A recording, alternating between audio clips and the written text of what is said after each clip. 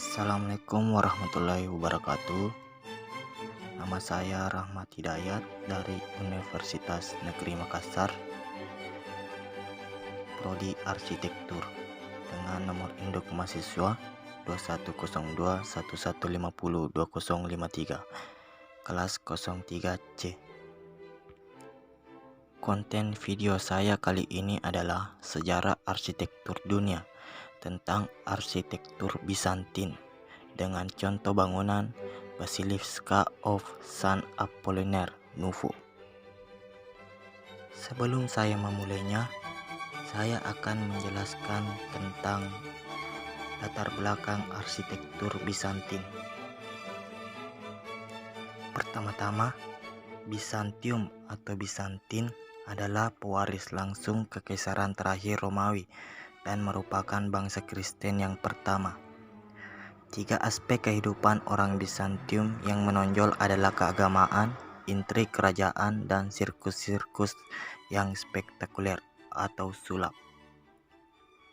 Kehidupan kota dipusatkan di sekeliling 3 bangunan penting, yaitu kelompok gedung, hipodrom, istana suci kekaisaran, dan gereja Hagia Sophia, di mana ketiga bangunan ini mewakili 3 unsur dunia Bizantium, yaitu rakyat, kekuasaan kaisar, dan agama.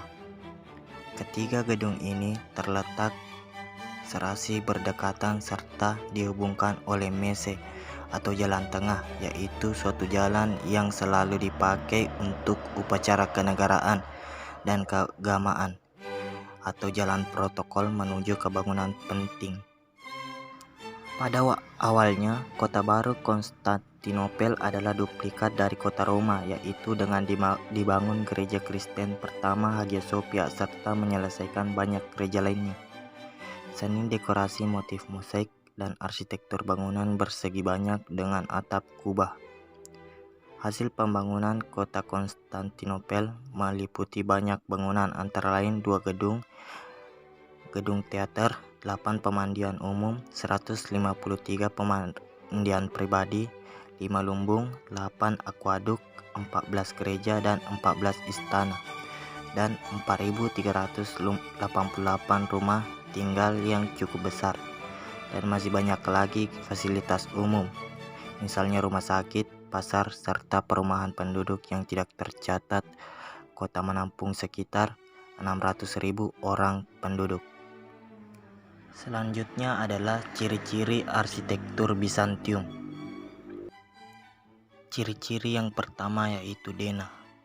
Dena segi 4 poligonal yang ditutup dengan atap kubah dan kubah kecil mengelilingi kubah utama sehingga bentuknya memusat serta simetris.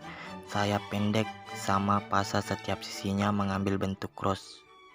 Yang kedua adalah dinding, memakai bahan bata dan di bagian dalam interiornya dilapisi dengan mosaik yang terbuat dari pualam warna-warni yang menggambarkan ajarannya. Yang ketiga adalah kolom. Kolom-kolomnya konstruktif dengan kepala tiang, kapital bergaya Korintia, dan komposit. Yang keempat adalah skyline. Secara keseluruhan pandang, gereja Bizantium merupakan kelompok banyak kubah yang mengelilingi kubah utama secara simetris sehingga berkesan vertikal. Yang kelima adalah bukaan pintu dan jendela. Busur 1/2 lingkaran dipakai untuk menunjang galeri dan bukaan pada pintu dan jendela. Jendela-jendela kecil 1/2 lingkaran mengelilingi dasar kubah. Yang keenam adalah atap. Metode pembuatan atap dari bahan batu ataupun beton kubah dibentuk dengan tipe simple atau biasa 1/2 lingkaran, melon shaped atau kubah belewa, kompon atau majemuk. Selanjutnya adalah saya akan menjelaskan contoh bangunan arsitektur Bizantium, yaitu Basilica of San Apollinaire Nuovo. Basilica San Apollinaire Nuovo di Ravenna dibangun pada awal abad ke-6. Bagian luarnya sangat polos dan terbuat dari batu bata. Tata letak interior berpusat pada apse setengah lingkaran. Rendering mosaik dari cerita-cerita Kristen dimasukkan di langit-langit dan dinding. Orang-orang Kristen juga membangun peringatan untuk orang-orang kudus atau martis baptis, atau disebut kolam renang untuk tujuan membaptis, ritus besar, dan makam atau makam untuk orang-orang. Selanjutnya saya akan menjelaskan sejarah Basilica of San Apollinaire Nuovo. Pada awalnya Ravenna sangat makmur di bawah kepemimpinan Romawi. Kaisar Trajanus membangun sebuah akuaduk yang panjangnya 70 km pada awal abad kedua. Selama Perang Marcomanni, para pemukim Germanik di Ravenna memberontak dan berhasil merebut kendali kota ini. Oleh karena itu, Marcus Aurelius memutuskan untuk tidak mendatangkan lebih banyak lagi suku bangsa barbar ke Italia, bahkan menyingkirkan mereka yang telah didatangkan ke sana. Pada tahun 402, Kaisar Honorius memindahkan ibu kota Kekaisaran Romawi Barat dari Milan ke Ravenna. Pada waktu itu, populasi kota ini mencapai 50.000 penduduk. Pemindahan tersebut antara lain dilakukan karena alasan defensif. Ravenna dikelilingi rawa-rawa dan paya-paya, serta dianggap mudah dipertahankan. Namun, pada tahun 409, Raja Alaric I dari kerajaan Visigoth hanya melewati Ravenna dan melanjutkan perjalanannya untuk menjara Roma pada tahun 410 serta menyandera Galla Placidia, putri Kaisar Theodosius I. Setelah terjadi banyak perubahan situasi, Galla Placidia kembali ke Ravenna bersama putranya, Kaisar Valentinianus III, dan dengan dukungan dari Theodosius II keponakannya, Ravenna mengalami suatu masa damai. Pada saat Kekristenan disukai oleh istana kekaisaran, dan di kota ini didirikan beberapa monumennya yang paling terkenal, misalnya Baptisterium Orthodox, Mausoleum Galla Placidia yang penamaannya tidak sesuai.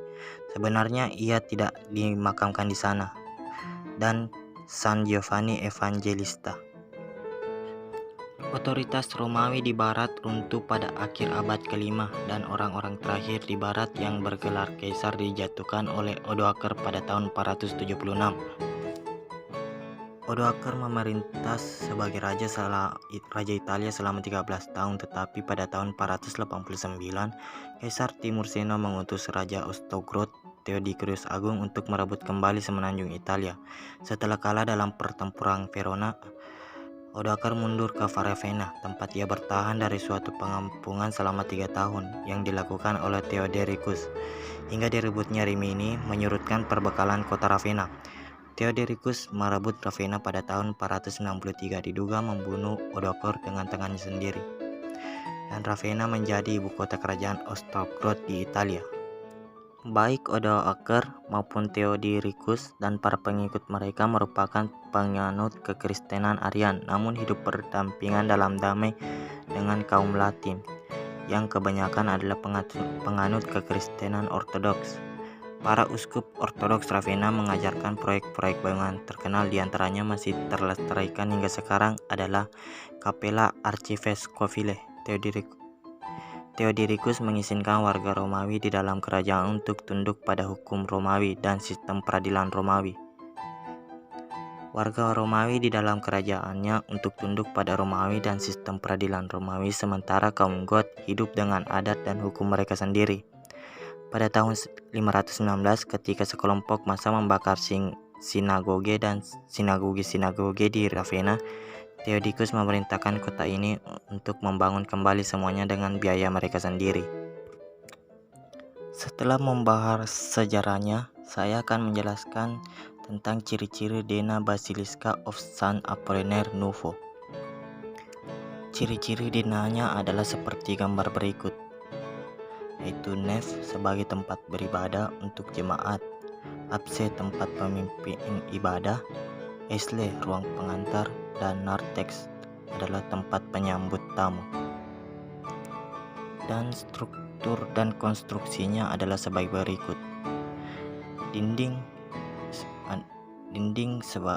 memakai bahan bata dan di bagian dalam interiornya dilapisi dengan mozaik yang terbuat dari pola warna-warni yang menggambarkan ajarannya. Jendela busur 1/2 lingkaran dipakai untuk menunjang galeri dan bukan pada pintu dan jendela-jendela kecil. 1/2 lingkaran mengelilingi dasar kubah. Atap, metode pembuatan atap dari bahan batu ataupun beton. Kolom-kolomnya konstruktif dengan kepala tiang kapital bergaya Korintia dan komposit. Lantainya menggunakan marmer Italia dengan konsep geometris. Selanjutnya adalah ornamen yang berada di gereja Bizantium, yaitu seperti gambar berikut. Gambar pertama adalah motif ukiran pada kolom gereja. Gambar kedua adalah pola mosaik lantai, dan gambar ketiga adalah mosaik yang terdapat pada dinding gereja. Sekian dari konten video saya.